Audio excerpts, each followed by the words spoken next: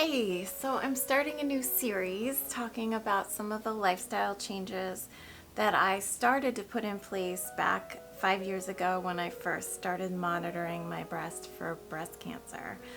And some of the things that I am doing now, small things, to make that even more effective or more intense. So in coming videos, I'll talk about lifestyle in general and household detoxing. But this video, I'm just going to be talking about nutrition. So when I first learned that I had something going on in my breast many years ago, was before I even became a nutritionist. I started to learn about nutrition for that reason. And I changed a lot of things in my diet as a response to what I learned. And the first thing I learned about was sugar, that sugar is an exacerbator and feeder of things like cancer. And so I started to wean myself off of sugar, and I started to add more low glycemic sweeteners into my diet and lifestyle. And so the kind of changes that I've made over time have been, I started out trying out some sugar alcohol products like xylitol. It didn't give me an upset stomach like it does some people, but I just didn't feel comfortable with it. I didn't feel like it was a natural form of sugar or natural enough for me. So that didn't last long. I didn't buy very much xylitol. Ended up trying stevia, which is much more flavorful, and I don't like the bitterness that's involved in stevia, or super sweetness, I guess you could call it. So I didn't use a whole lot of stevia.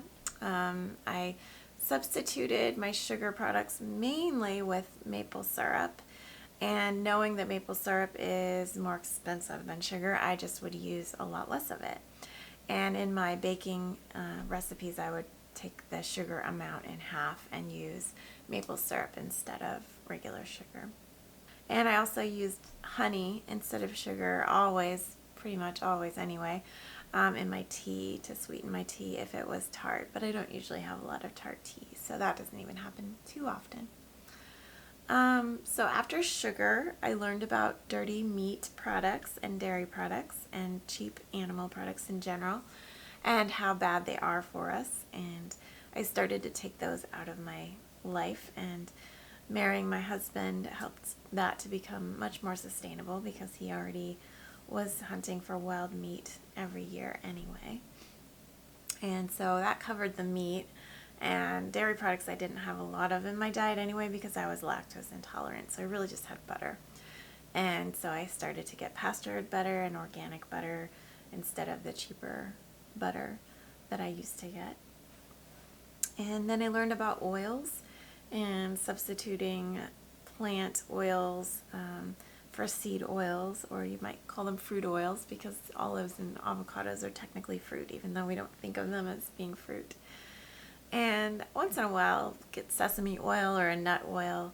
They're more expensive, but generally I use 90% of the oils that I use are olive oil and avocado oil now. So I've already made those changes, and generally kind of had been moving towards more and more vegetables on my plate over the years as well.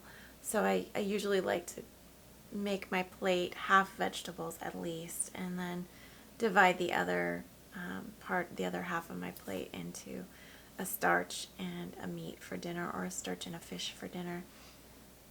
And same goes for my smoothies. They're not on a plate, but they're mostly vegetables. So the base of my smoothie is usually either carrots or pumpkin, unless I'm in the ovulatory phase, which is a fruit-friendly phase, and then I do more berries. And the menstrual phase, I do quite a bit of blueberries too. So at different times of the month, I use different ingredients for my smoothies, but almost always it's a vegetable base, and if it's a fruit base, it's usually green bananas or berries, which are very low glycemic. So I have kind of a Mediterranean diet template, I guess you'd call it. I don't really like that phrase because it's confusing for people, because the Mediterranean Sea is a big body of water with lots of countries around it, and I think what people really mean is the Greek diet, but they don't say that. They say the Mediterranean diet. And so it's really confusing. Well, which of the Mediterranean cultures would you like me to emulate? I think what most people mean is the Greeks, because they have an extremely healthy diet.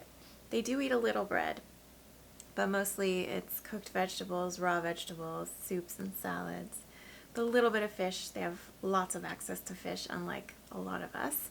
So, of course, they're going to eat fish because they have it fresh every day. And they pour olive oil on everything. And olive oil is extremely beneficial for our health. And I know as Americans and Europeans, also maybe we have a lot of fear of fat these days. And so it's going to take some retraining to get olive oil back into our diet after resisting it for so many years.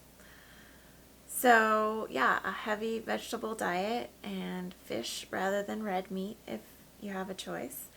The Greeks don't eat a lot of red meat. They do eat a little bit. On average, just about a weekly basis, a serving a week of red meat. And that might not be realistic for you where you live. It might not be possible to get fish 6 nights a week. So you can adapt that, of course, to your lifestyle and context. The additions I've added back into my diet recently when I learned about Levant sourdough, and when I learned that a lactose intolerant person can get back onto some dairy products pretty easily. So I have been eating sourdough bread even though I'm gluten sensitive, and I have been eating some yogurt, cow's milk yogurt, even though I have been lactose intolerant in the past.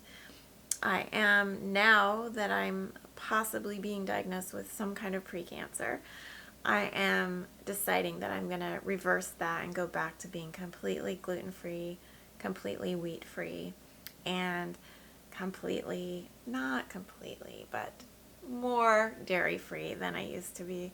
I'm not going to eat dairy yogurt anymore. I'm going to go back to coconut milk yogurt for my smoothies. And really it was just yogurt, a little tiny bit of cheese and butter that I've been having in the dairy product category. So I'm going to be doing probably no cheese and no yogurt, but just a little tiny bit of butter here and there. Only if there's no access to olive oil, like if I'm out to eat or something like that and they don't have any olive oil. I'd rather have my vegetables sauteed in butter than in cheap industrial seed oils. So that's kind of my plan. I'm not changing anything else. I feel like a veg heavy diet with a little bit of meat and a lot of fish is the best way to go. I feel like leaving the whole grains in there is the best way to go. And the thing I'm reacting to when I say those two things is I do think a vegan diet is great. It's way better than a diet that includes cheap meats. But I think that a vegetable-based diet with a little meat and a lot of fish is the best way you can go. And I know that ketogenic diets are really popular right now for many reasons. And I do believe that they have helped some people reverse and heal from really, really intense cancer. So I don't want to discount anyone's personal story of success. Vegan diets have had the same outcome for some people. And I think a lot of that is, again, kind of what we believe is going to work for us, often does. And I think that's really great. I want people who are drawn to those two diet and lifestyles to be drawn to them. I can't guide people through them myself because I'm not fully sold on their ability to heal as a single agent. Well, nothing's going to heal you. Even my diet isn't going to heal as a single agent. It has to be combined with all the other lifestyle practices. So you need exercise, you need rest, you need a toxin-free environment too. So people that are doing vegan for cancer or keto for cancer, I think that they can heal, and it's probably a lot more healthy than going back to the standard American diet. But I feel for me and the stage that I'm at, and for most people probably, it's way more realistic to try for a Mediterranean diet plan, partly because it's less of a departure from what we're used to, and it's really hard to change our habits when it comes to food. So starting out, at least going to a Mediterranean diet, and then if you're not feeling good with that, or you don't feel like it's extreme enough, then moving a little further away from the meat or the carbs would be good. But I think you need to take those changes incrementally, especially if you're used to doing lots of eating out and fast food and processed food in your diet. Just moving to a whole foods diet is a change enough. And so I wouldn't want to ask clients to make changes that were beyond their ability. And those who have figured out how to do keto and take all of the carbs out, all of those sweet fruits out, all of the breads and pasta and rice and oats and the things that carry with them some good things too. I think if you can do that, it probably will be a good route for your cancer journey. But most of us can't do that, and that's why I'm not endorsing that as an option. It's just a very extreme diet, especially when you're doing it 24/7. There are some models that allow for some carb days. Dr. Mercola has a plan that allows for some keto days and then some carb days, and that's kind of what I'm doing anyway. I do it not on a weekly basis, but more on a monthly basis. I do more fat for the first half of my menstrual cycle, and then more carbs for the last half of my menstrual cycle. So I'm kind of already on a modified keto if you look at it that way. But I always have some fiber. I always have the oats. I always have the green bananas. I'm not taking the carbs out completely. I just don't think that would be healthy for a premenopausal woman like me. Some men can get away with it and be really healthy. I don't think premenopausal women can. And it really can affect your thyroid as well. So I'm not making huge major changes. I'm juicing more often. That's probably the one thing I would say that I have changed. I had a juicer before. I used it maybe monthly. Now I'm using it 3 times a month. I'm doing a carrot and apple-based juice on my follicular days. I'm not juicing at all during my ovulatory days. And I'm doing green juice, so like a cucumber and celery based with a puree of parsley and some kind of green leafy vegetable during my luteal phase, which is the longest phase of the month. And then I'm doing some beet with a little bit of lime juice on my menstrual days. So that maybe is the most therapeutic addition that I'm doing in my diet right now. I think it's interesting that when we start to get sick with something, and I'm not sick, I don't have any symptoms or anything, but when you have something like a possible diagnosis, it gives you permission to take better care of yourself. And I think juicing is a good idea if you can afford it anyway. And most of us have a blender, and you can just blend all of the things you'd want to juice and then put them through a sieve or a cheesecloth sack and squeeze out the juice too. You don't have to have a juicer. But it's just an excuse to take better care of myself, and as long as I'm not doing lots of sugary fruit juice, it's not going to be harmful. So, and I do tend to use some of the fiber in my smoothies the next morning, so I don't waste the fiber. I don't like to waste fiber. So, so that's a major change that I'm making, but other than that, I'm just taking gluten and dairy back out and making sure that every meal is at least half vegetables and a good variety of vegetables, and continuing to douse all of my food with olive oil as much as possible. I think for most people, adding more garlic and onion in would be good. Garlic and onion just don't settle well in my stomach, so I'm not doing that, but for most people that would be a really good idea. So that's my diet plan for this year at least. Nothing too shocking, nothing too sacrificing. All really yummy and stuff that I'm used to eating pretty much anyway.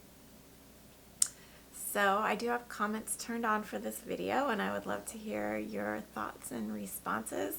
A lot of people will swear that their uncle got better from cancer on a vegan diet or a keto diet, and I'm not denying that at all. I don't mean to discount those stories. I've had them myself. I have friends that have those stories.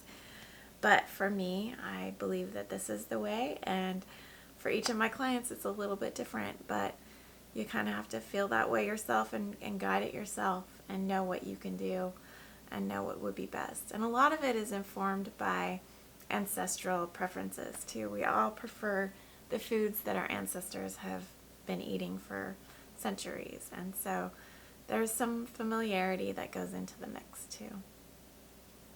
But let me know what you think, and look for my next video that will have to do with detoxing and lifestyle changes if you do have a new possible diagnosis. Again, this happened for me 5 years ago when I first started monitoring for breast cancer.